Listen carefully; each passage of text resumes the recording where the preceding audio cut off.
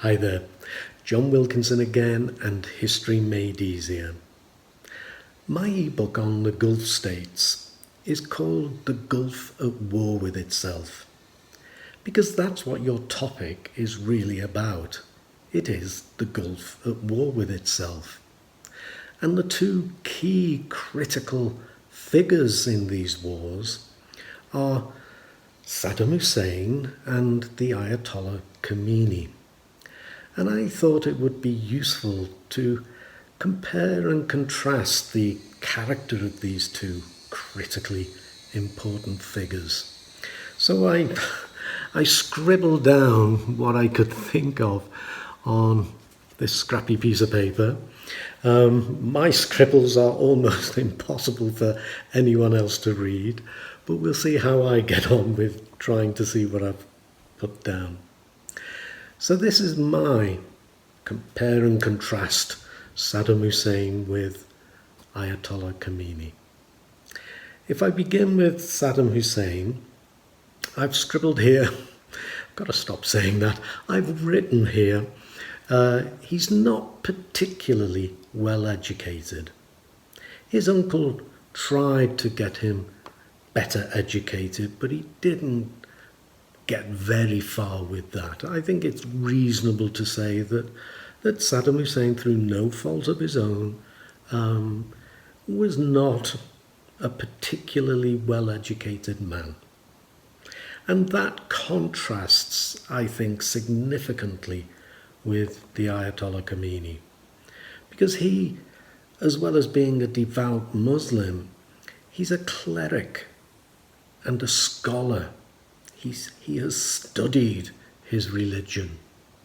And so I think we can say he is a very well-educated man in his field. So, not well-educated, very well-educated. We have a contrast there. Saddam Hussein, a man of action, and a man of quite violent action as well. As I've said, the Ayatollah is a devout Muslim, but they are both political rebels. They are both fighting against the regimes in power in their countries.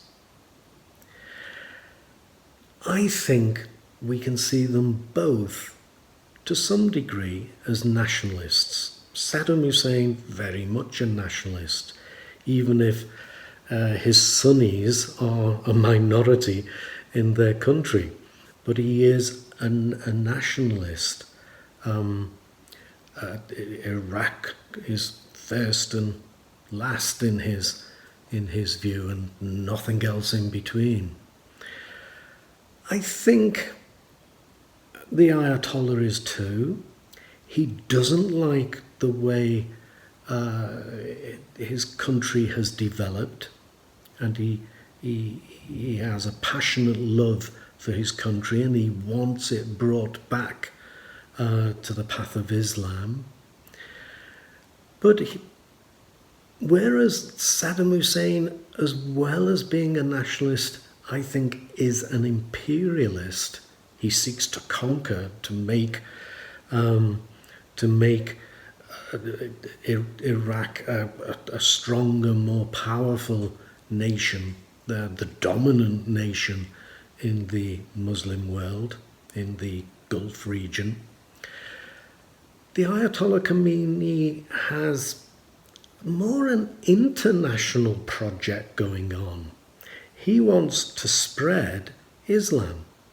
His version of the version of Islam that he follows, the Shiite or Shia version, but he's not looking to conquer territory so much. He's looking to conquer the hearts and minds of Muslims and make sure the whole Muslim world follows the Shia path rather than the Sunni path.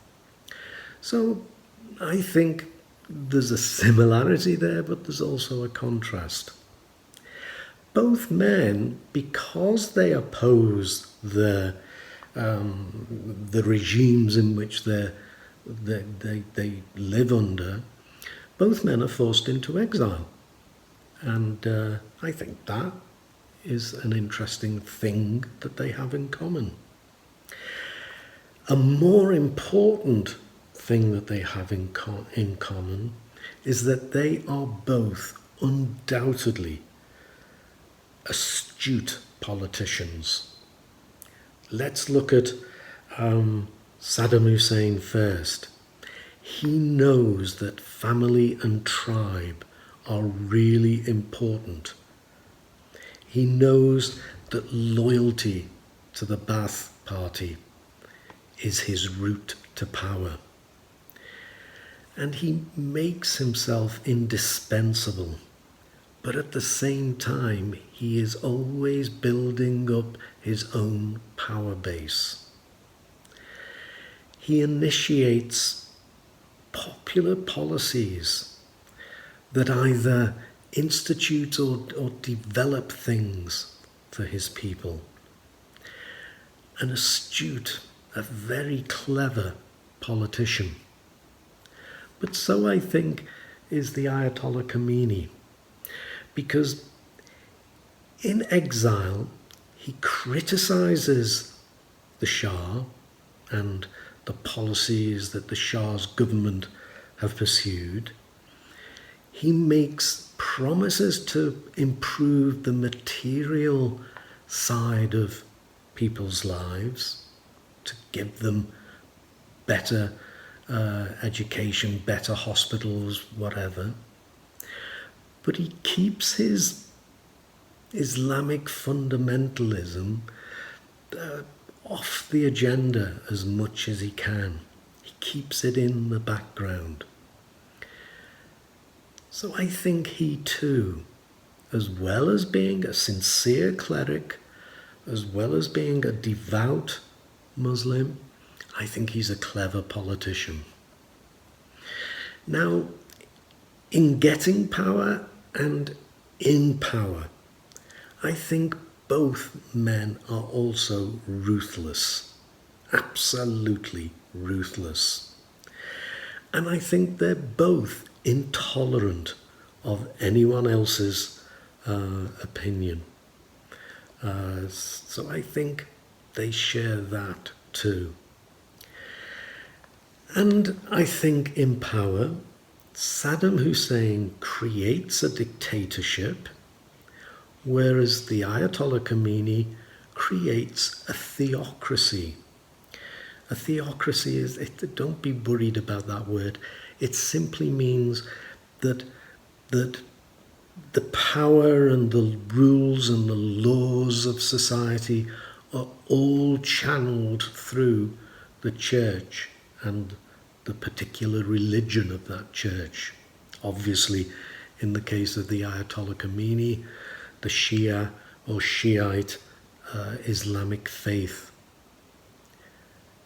And in that dictatorship or theocracy, they are absolutely intolerant of any other view on the world. So there's my scribbles for you. I think it's interesting. I think they have a lot in common. Some differences, but much more in common, and very important things in common. That I think if you are really aware of that, it will help you understand why they clash. Okay, so as always, I will say thank you for listening, and I'll give you another reminder to take a look at my History Made Easier website. But cheers for now.